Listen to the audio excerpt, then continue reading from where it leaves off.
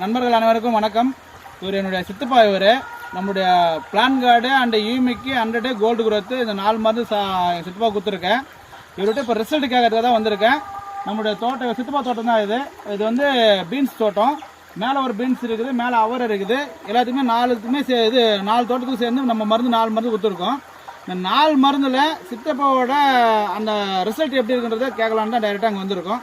சித்தப்பா, நீங்கள் இந்த மருந்து யூஸ் பண்ணியிருக்கீங்களா? நம்ம மருந்து யூஸ் பண்ண பிறகு செடி இருக்குது. அது அப்படியே செடி நல்லா இருக்குது.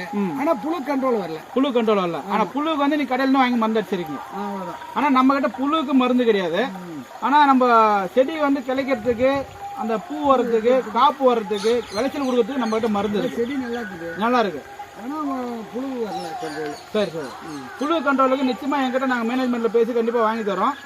இதுக்கு வந்து செடி இப்போதைக்கு உங்களுக்கு நல்லா இருக்கு இல்லையா? செடி நல்லா கடையில இருந்து வாங்கி அடிக்கிறதோட இது நல்லா இருக்குங்களா? ஐயோ, அது நம்ம இந்த அடிக்காத பார்த்துட்டோம்னா வெல்கம் இருக்கு. ஆமா, மருந்து அடிச்சு பேருக்கு கரியன் இருக்கு. ரொம்ப சந்தோஷமா. ஏன்னா இது மாதிரி நீங்களும் நிறைய விஷயம் சொல்லுங்க.